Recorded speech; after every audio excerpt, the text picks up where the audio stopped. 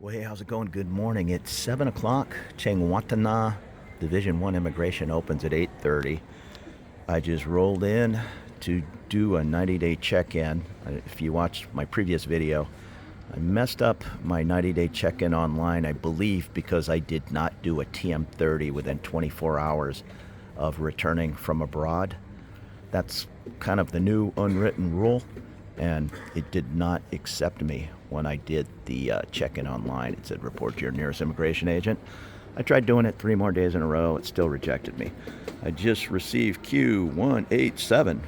I guess that means 187 people are ahead of me to walk into immigration in an hour and a half.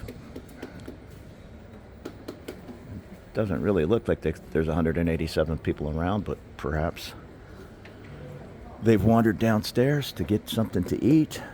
Now, if you show up early, come over here to these ladies, right, at Immigration Division 1, pick up your forms, have them prepared. Mine are already done in the little folder there with a 90-day check-in and the TM47. Pretty simple document. I would knock it out myself other than having to deal with immigration. And you can see an hour and a half before they open, it's pretty mellow. When they open, there will just be thousands of people milling about. So hopefully they'll make an announcement. If you have a queue number, whatever, 0 to 100, line up here. 199 to whatever, 299, line up here. We'll see. We'll see what 187 gets me for being here an hour and a half early. My goal is to be out of here before the lunch break. I believe it's 12 or 12:30. Let me see if it's listed here. No. Okay, well, this says queue 1 to 200 here, and then I guess 200 to 300 over here. I'm not positive. You can see this building is huge. There are 2 large buildings. This is the B building, so don't be confused when you see a similar looking building with the slanted glass walls on the outside.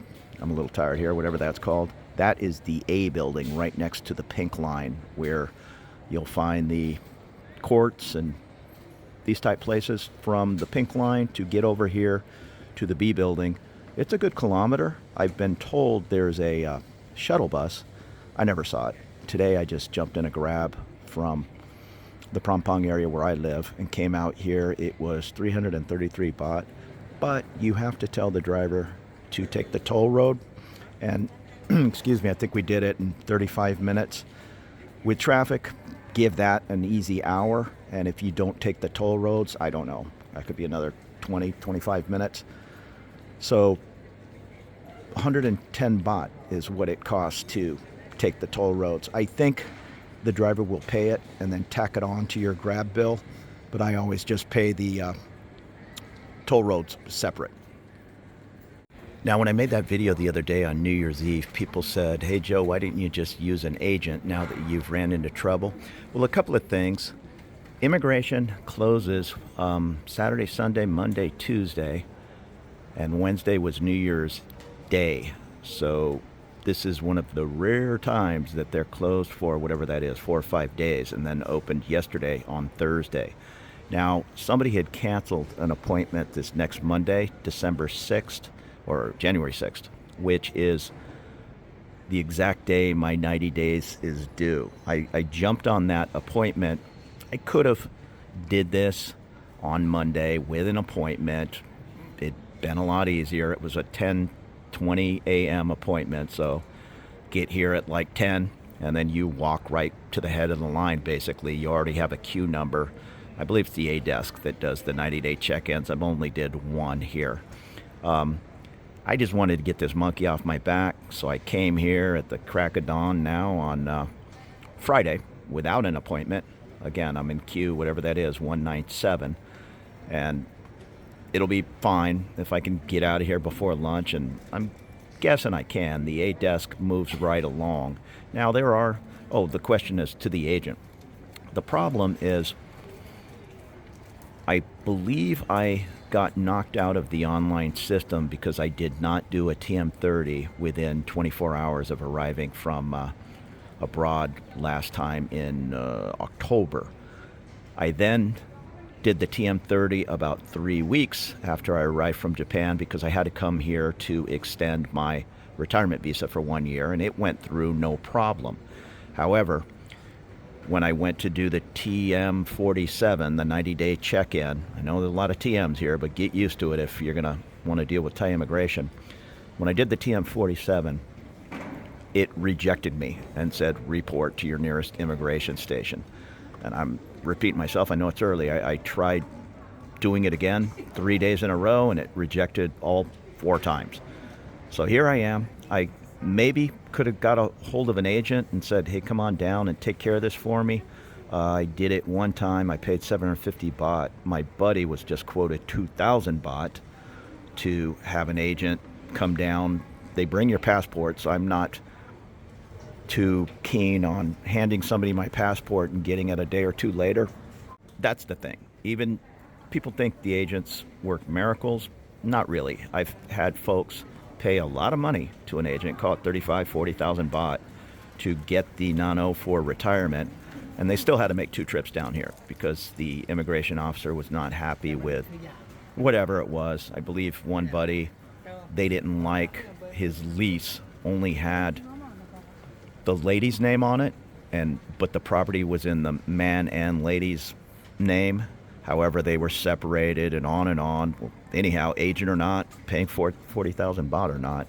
And when you hire an agent, 9 out of 10 times, you still need to come to immigration with the agent. They're just standing by your side and cutting you to the head of the line and all these things, but it's not a slam dunk that paying an agent means you get to stay home and in bed and they just come down here and magically make everything happen.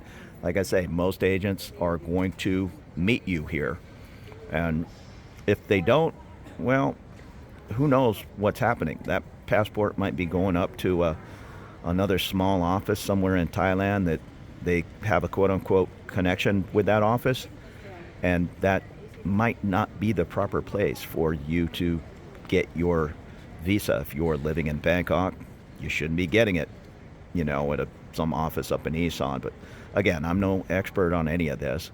If you live in Bangkok, Chiang Watana is where you come to do visa extensions and apply for the nano for retirement, these kinds of things. And it gets a little tricky when you're doing your extensions for nano for retirement, and that's the only thing I have any knowledge on, just because I've did it 3 or 4 times now. But down here in the basement, this is the main floor. You can see it's a huge courtyard. But down here are all the banks. The problem is they open early, but they open at 8:30. So many of these things you have to do the day of immigration, making a deposit, getting your forms printed at the bank, and on and on. Capricorn, from what I'm told, is a little easier than my bank, Bangkok Bank. I don't want to get into everything you need because it's fluid, it keeps changing, but you do need to show the bank forms for the last 12 months, blah, blah, blah. 800,000 in the bank for a certain period of time. It can't drop below 400 for the other period of time. And sometimes you can get those forms a couple of days ahead of time. Sometimes you can't. It's kind of up to the discretion of the immigration officer you're talking to. I came in 3 months ago when I did my visa extension, and I had all my forms that I got from the day before. I went downstairs, deposited the $100, paid the 100 baht, paid another 100 baht to get the forms printed out. Rushed upstairs because I had a 9 o'clock appointment that I was 10 minutes late for, so I was kind of scolded for that.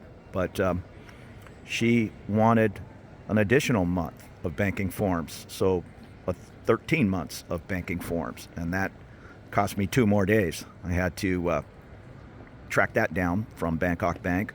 And from what I'm told, my girlfriend is in banking, and her other girlfriends say Capricorn's a little easy to work with expats. They probably could have printed out 5 years of bank statements right here in immigration, where Bangkok Bank would only go back 12 months. So I don't know. For what it's worth, if you have a choice, maybe look at Capricorn, and I might be looking to switch over. It gets not tricky, but you have to basically leave your money in Bangkok Bank for The week one, you're going to switch to another bank. What you do not want to do is even have one gap in your 800,000, 400,000 baht scenario. In other words, if you have on the first of the month 1 million baht in Bangkok Bank and you switch it over to Capricorn, and for whatever reason there's a 24-hour gap, call it there was a Sunday in there or a holiday or something,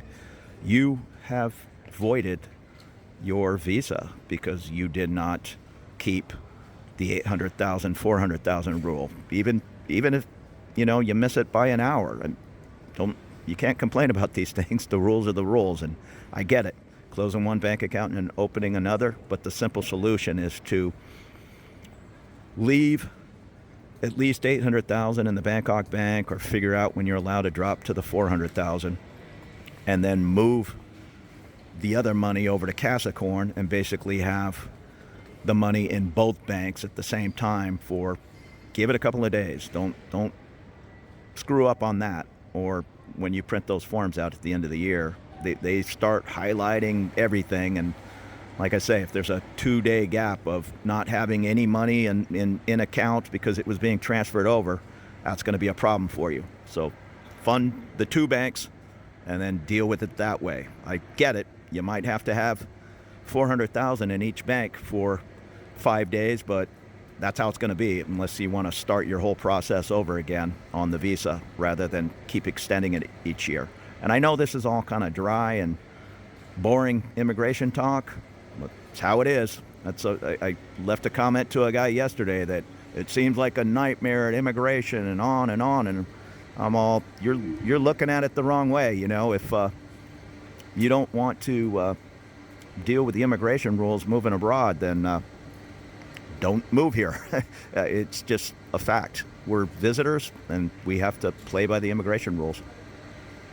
The TM30, your landlord or the property manager who's handling your landlord's property, they need to do this form which says this guy has a 1-year lease in this condo.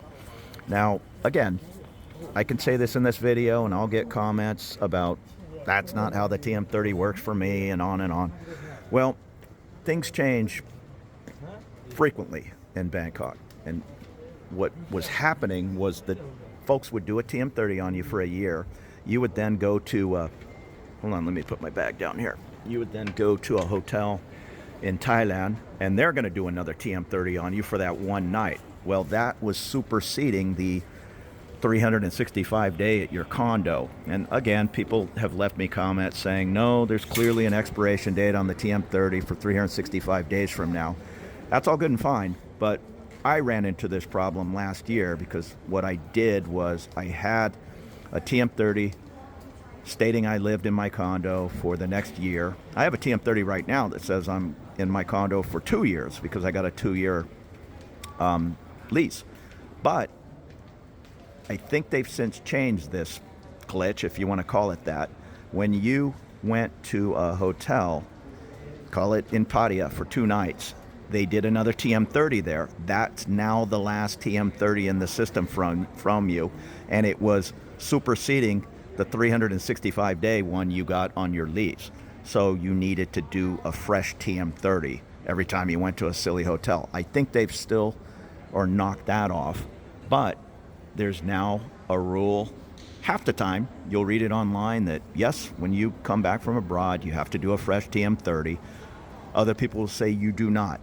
I don't know, but I think that might be what is tripping me up here. I also mentioned in the other video, I made a stupid mistake when I filled out the form online. My surname is clearly my last name, and I flip-flopped it. I put my first name as my surname, so that might have messed me up. And then you're doing all this with a computer. You're talking to the computer because immigration was closed. They say they'll give you an answer in 2 business days. They normally give you an answer in 8, 10, 12 hours, and I was rejected. So I think I entered the surname wrong, and maybe that locked me out of the system and I could not fix it the next day. I'm not sure. again, people say it's at the discretion of the immigration officer, and that's true. Immigration officers, there's hundreds of them in here, and they all work a little different. One person might be totally happy with my banking forms, and the other person says, I need to see that one day in September, so go get 13 months of banking forms. And that's what happened to me 4 months ago. So that is true. But when you're doing this online, you're just entering your information. You need to be very careful. If your condo is 123 condo and you put condo 123, you just tweak it a little bit there, you may get rejected because it did not match what is in the system. This is all on you. You need to take screenshots of everything you did, and when it's successful, make a footnote. This is how I entered the form, on 1 January, and it worked. So 90 days later, enter the form the exact same way. Go back and review what you did. Again, people might leave a comment saying, that's silly and this and that or whatever, but play by the rules or you're not going to be getting these forms approved. Just, it is what it is. And we're going on 7:30 in the morning. More people are piling in here, getting their forms. But at 8:30, this will just be a line that goes all the way around the room just to get in to Division 1 and get in line there. And it's a chaotic place. If you can get these forms filled out, I guess you can do what these folks are doing, get here early and fill them out. Me, I have them filled out before the day before. I go in, get my photocopies of my passport pages, on and on. They're always going to want to see your passport. They're always going to want to see the stamp, the last stamp when you're coming into Thailand. I just make a copy of every page of my passport. I know maybe it's a little overkill, but 2.5 years ago, I was burned. I was just making a copy of the one visa, my last retirement visa, and I was making a copy of the page with my last entry into Thailand. And I waited, whatever it was, 2.5 hours. I got up to the immigration officer inside the C desk, and he said, I want to see a photocopy of every page in your passport. So I had to stop, go down to the basement, make copies, go back, get in line. That whole thing took about 45 minutes. So now, do what you want to do. Copies are cheap, 3 baht a piece, whatever they are. I copy every page of my passport. Give them as much information as you can and let them throw away the other 30 pages of photocopies and just save the one. Don't assume anything with immigration. And bring a copy of your lease. I make 5 copies of my lease at a time when I go to the copy shop, because today I'm going to have to present her with the TM47, which is the 90-day reporting form, my lease, photocopy of my TM30, which they email to me or they send it to me over by line, but they want a hard copy here. They're not going to look at your phone and go, oh, great, and other people will say, well, the TM30 is in the system. They ought to see it in the system. Bring a copy of it, a hard copy of it, because I do all these things, and they put a little check mark next to everything. Okay, here's his lease, here's his TM30, here's his TM47. Boom, I'm out of there. Again, I'm not pretending I know what I'm doing. I obviously made a mistake or I wouldn't even be here, but I'm pretty sure I'm not going to have a problem today, because I'm just giving them as much as I can, and they'll hand it back to me or throw it away if they don't want it. But getting back to the copies of the lease, I have never had them give me my lease back. So if you hand them your original lease, that's going to be a real problem for you. I guess you can have your landlord send you another lease, but just make copies of it and expect when you come to do anything at immigration, they're just going to keep all the paperwork. They're going to keep your lease and throw it away. So please do not give them original copies of anything. And here's an example of the TM47. It's no big deal. It's a 1-page. You don't have to affix a passport photo. It's just basically what's the date, where do you live, what's your passport number, what was your last arrival date into Thailand, what else? How did you arrive into Thailand, airplane, land, border crossing? again, we can get into all these, not arguments, but things change in Thailand. I've said that a bunch of times. It used to be the unwritten rule was you could make 2 land border crossings. I think this was in 2024. And then they started hassling you on the 3rd. And you could pretty much come and go on an airplane as many times as you'd like. I have 2 buddies now that arrived into Thailand on a 60-day visa exempt. One went to, I think, Cambodia, and the other one went to Malaysia. Both of those guys, when they arrived back at the airport, were questioned. Okay, we're giving you another 60 days. What's going on here? Are you living here? Are you, waiting to get a proper visa? Or are you going to keep trying to do 60-day visa exempts and just hop out on a plane every 90 days? Or, I guess 90, because you get 60 visa exempt and then you can get another 30 visa extension.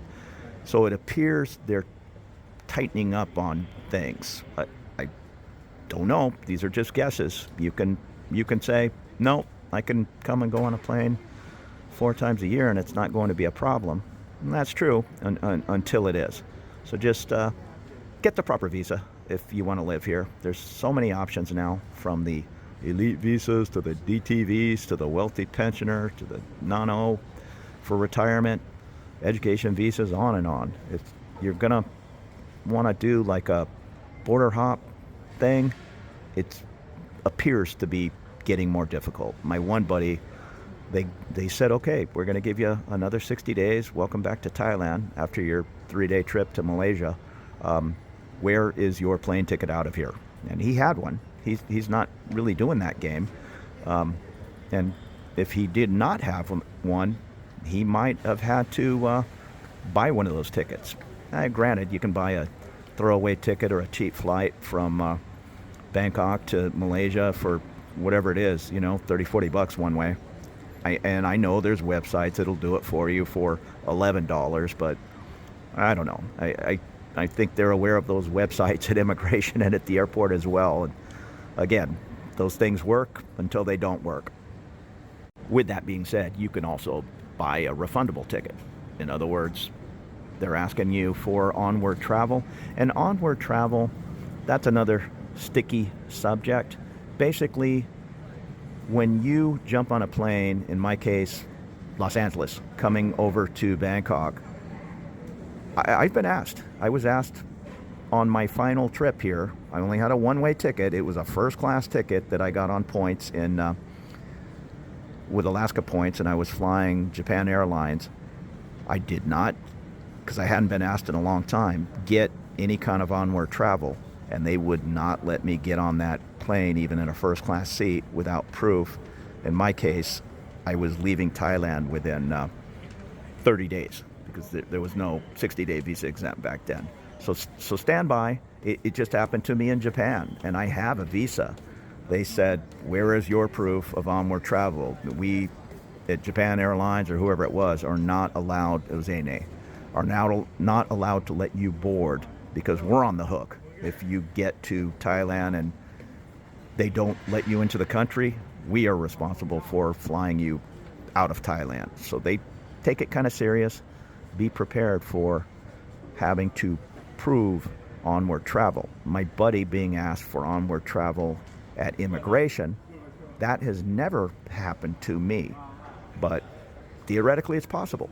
So just, again, play by the rules, and if you're going to do border jumps and all, well, maybe you better have your next ticket bought 90 days from now, because there's a chance they're going to ask you for that ticket. And I could hear all the agents coming in, talking with their clients. I believe that lady's an agent. Yeah, so like I say, hiring an agent or not, she or he is probably going to say, okay, I'll meet you at Changwantana, call it, 7:30, 7:45 in the morning. We'll head in at 8:30, and really what you're paying for is for that agent to jump you up to the head of the line, because I will be sitting at a desk with whatever. The ticket might be C105, and I look up at the board and they're on C89, and I'm thinking, great, I'll be up there in an hour. And then an agent walks in with a stack of 20 passports and just brings everything to a crashing halt. I mean, there's 8 people doing non-O visa extensions, but when 4 agents walk in, they just kind of go up to the head of the line, and your whatever number you have, C101, it might as well be C135, because they're going to take care of that business before you get up to that desk. Fair enough. That's how the system works. And if you want to skip up to that front of the line, it's going to cost $1,000 in some instances. I have the money. I just I kind of like to figure out these things on my own, to know what's going on. It's a bit of a game of chess with me. Maybe that's a little silly, but I like to try to knock these things out on my own. And yeah, saving the $1,000 or $500, or in the case of today, $100 on paying somebody to do a 90-day report, I have the time to do it, so I'll just knock it out. I have that $100 to take my girlfriend for a nice steak dinner. And I have my little portfolio. What I have, and I might have already mentioned it, is the TM47. That's the form for the 90-day report. I made copies of my passport pages. I brought my lease. I printed out my TM30. Again, you might read comments, I'll leave them up, that say, you don't need any of that. Up here in Isan, you just need a TM47. They'll fill it out for you. I've never been asked for my passport pages, whatever. Again, until they do ask. And I happen to know here in Bangkok, they ask for everything. And again, just bring it all. Who cares? If you're going to be put out by having 3 or 4 copies of your lease laying around, that's going to be a problem for you in life. I get it. Maybe up in Isan, it's nice and quiet and they fill the form out for you. But here in Bangkok, there's thousands and thousands of people when you get in there doing business in every language in the world, and it gets a little chaotic. So just do yourself a favor, be over prepared, and don't be that guy who, I'm not going to do this because they never asked me for a copy of my lease before, and that's going to be the person who complains the loudest when they have to make 2 trips to immigration. But if you're up in Isan and it takes 2 minutes to go to immigration, 2 trips shouldn't be that big a deal. But in Bangkok, making 2 trips to Chiang Watana is a very big deal. You just don't come rolling in here at 9 in the morning, expect to be out of here by 10. You roll in at 9, you're not going to be seen before the lunch break. And they pretty much close up shop at 3:30. So stand by on that. You want to show up after lunch? I like to sleep in too. That doesn't leave you a whole lot of time. Let's guess they open back at 12:30. It might even be 1. And like I say, they kind of lock things up at 3:30. Other people will say, no, if you're in the office by 3:30, they'll see you. But I don't think so. I've never really had that issue. One time, my paperwork went into the afternoon and there was a banking form missing. This was my original visa, so almost 3 years ago. And it was 2:45 on a Friday, and she said, you're going to have to go get that form and come back on Monday, because there's no way, you're going to get back in the queue after you get the banking form and be out of here by 3:30. So stand by on that. The workday is not that long here when everything shuts down for, if it's an hour and a half, I forget. And this is getting a little nickel and dimey, but fill your forms out in blue ink.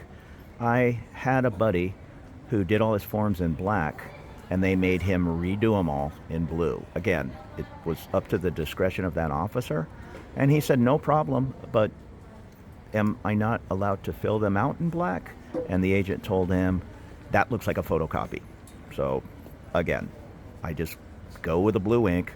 Maybe at some point somebody will tell me I want these forms filled out in black ink next time. Just different little things happen like that.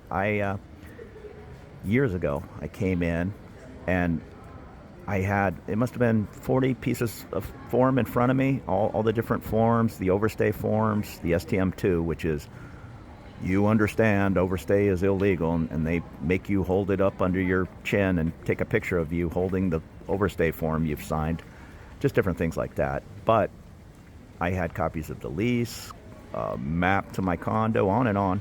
And he said, I want you to sign your name and put your Thai phone number at the bottom of every form. Okay, well, that was 40 signatures, as you know, he was still talking to me about other things, or she. And the next time, I signed my name and put my phone number on the bottom of every form, and she said, next time, please do not deface the forms with your signature on the bottom of every form. So again, it's hit or miss. You can't let it drive you crazy. If it's going to, then Thai immigration may not be for you. And as far as using an agent, I'm not using an agent, but I'm not one of these people that says, oh, it's a big waste of time, it's only 2 forms and all this and that. I'll say 70% of people use agents. I mean, I'm overhearing the conversations, and it's agents coming in saying, how long have you been here? Yeah, are the forms filled out? Okay, we should take care of this. And most of my buddies use agents. So again, I'm not saying absolutely do this on your own. Okay, check this out. This is interesting. The desk that was out front has been pulled away.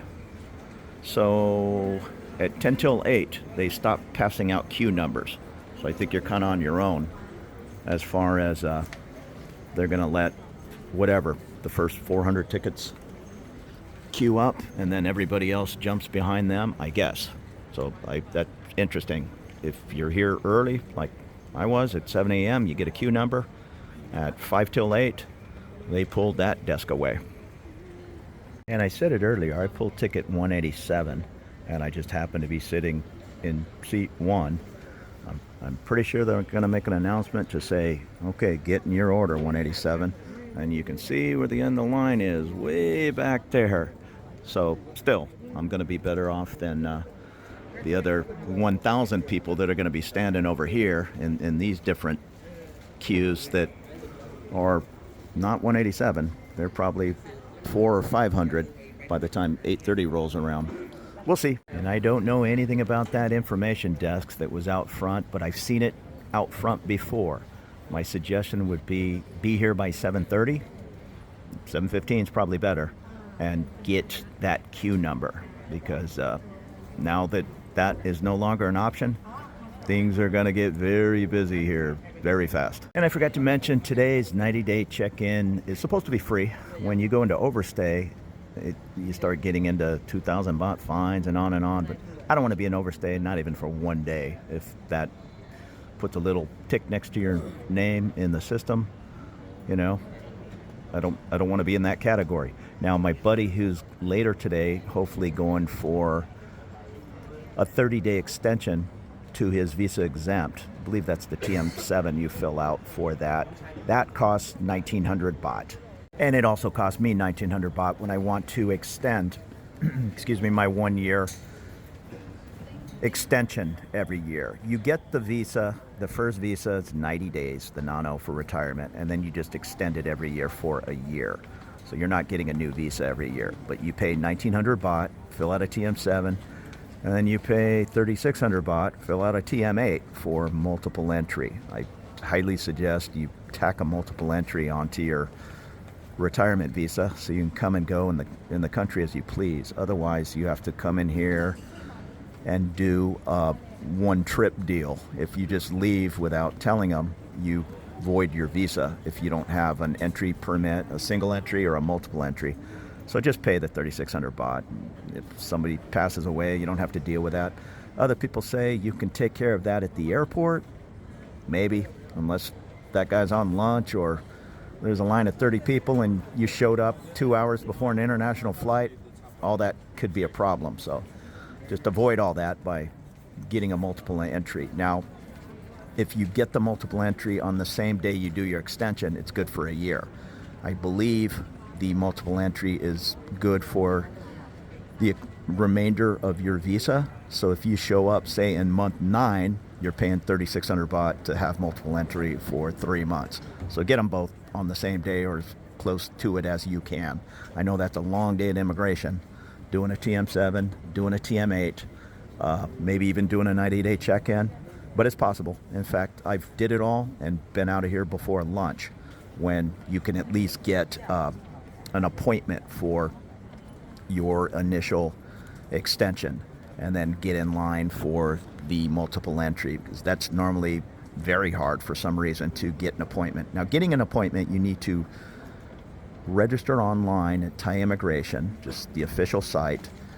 You submit an email and a password, and 2 business days later they say, okay, yes, you're approved, and you want to search for an appointment 21 days before you need to be here. So if you want to come do your visa extension, you're allowed to do that 45 days early in Bangkok. I know in other parts of Thailand it's 30 days, but Bangkok's a busy city, so I think they give you that extra 15 leeway.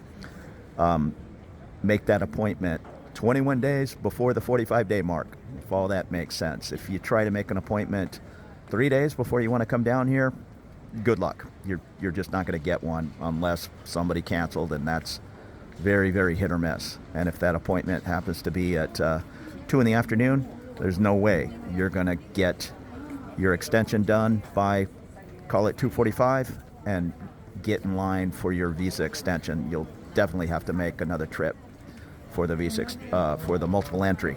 I'm starting to confuse myself.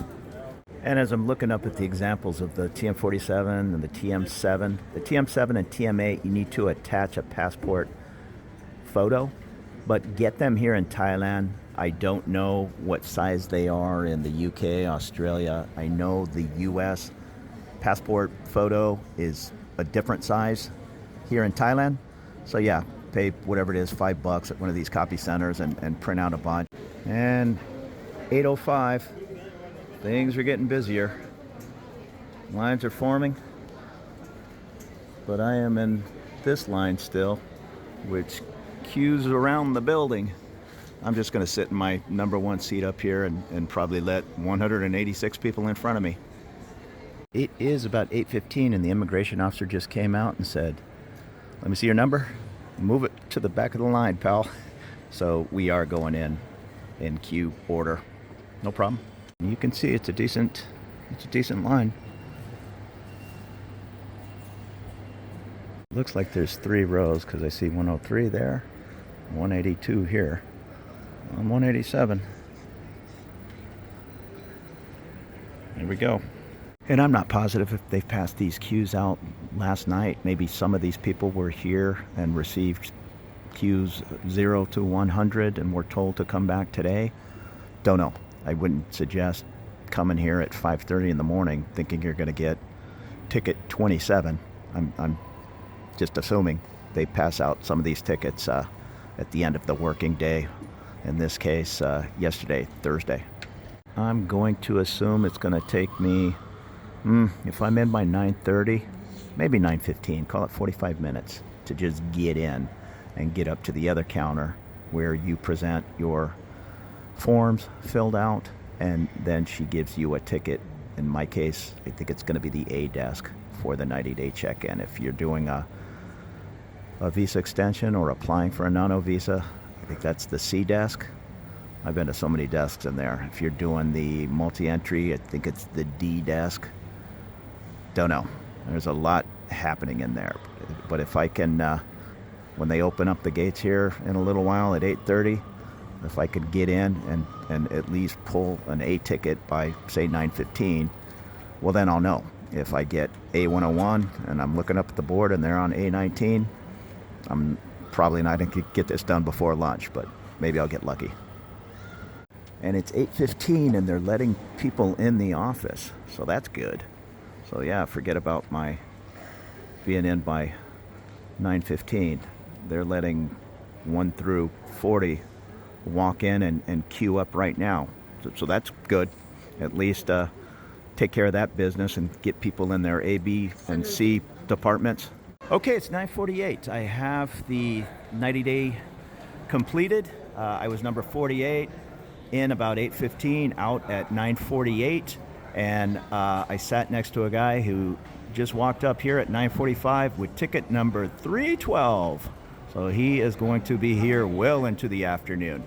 Now, this was a new one. I've never even heard of this before. I got my 90 approved, and I asked the agent. She said, okay, you're good to go. And I said, oh, by the way, I did an online check-in and I was rejected. What did I do wrong? And she looked at the computer and came back and said, you arrived from Japan on October 7th, and you can't do an online check-in after arriving from abroad. You need to come in person and do a 90-day check-in. That's the first time I've ever heard of that. I have checked in online before after coming from abroad because I'm always taking a trip somewhere. But she told me that's why I was rejected. So take that for what it's worth. This is what happened to me. Save the comments. I don't know what I'm talking about. I'm sitting in immigration right now, and that's what she told me. I was rejected because my trip from Japan, and then whatever it is, 78 days later, I'm trying to do a 90-day check-in online. She said, you can't do it online after arriving from abroad. You have to come here and do it in person. I followed up with, well, I thought I only had to come in person for my first 90-day check-in, and then the future check-ins could be from online. And she says, that's fine until you leave the country again. So don't know what to tell you. If that is the new rule, or that rule was only applied to me today, but that's how it goes.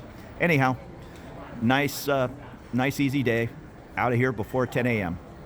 It's always a little something in immigration. You can't let it bother you. Just go with the flow. I handed her my lease, printed out TM30, copies of my passport stamps. She handed everything back to me, and she took the TM30 again and started highlighting it, looking at her computer.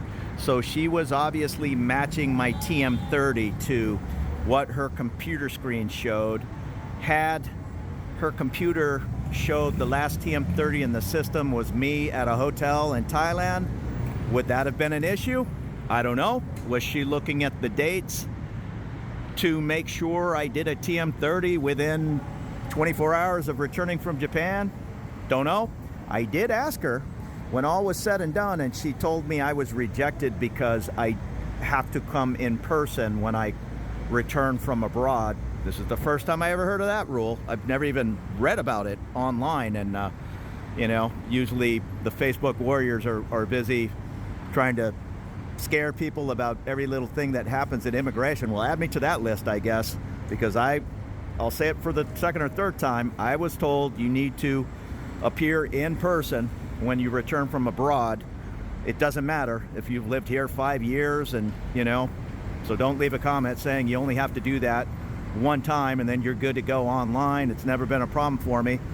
Well, it was a problem for me, and she told me the reason being is I rolled in from Japan. So I'm going to do probably a better job of at least keep on my schedule of taking trips at least every 90 days, so I don't have to even deal with a 90-day check-in. Again, oftentimes take an international trip every month. I will do a fresh TM30 when I return from abroad, because I'm 99% sure that is the rule. And if for whatever reason I come in from abroad and I then need to do a 90-day check-in here in Bangkok, I'm going to make an appointment. I just will know 21 days before I need to take care of all that. I'll come in with an appointment and do it in person. Or perhaps I'll make that appointment for day whatever, 5 days before my visa expires, and 15 days early I will attempt to do it online and see if I pass. It's sometimes hit or miss. Sometimes you pass, sometimes you don't, but I was clearly rejected. The other issue with doing your 90-day check-in 15 days early is you lose those days. They don't tack it on like a visa. In other words, here in Bangkok, you can come in 45 days early to take care of your visa extension, and they'll just add that to the original expiration date. When you do a 90-day check-in early, you lose those early days, but it's still better to do that, in my view, than waiting up until the last days and getting rejected and then coming down here and pulling A301, and at 10 o'clock you look up at the board and they're on A49. So thanks for watching. Again, these are just my takes on my experiences in Bangkok. This is Bangkok. It's not a little office in a little part of Thailand where I'm sure things are much simpler. But if you're going to have dealings here in Bangkok, that's what happened to me on January 3rd, 2025. I was rejected because I had to show up in person from arriving from abroad. There you go. You take it easy. More videos to come. We'll see you.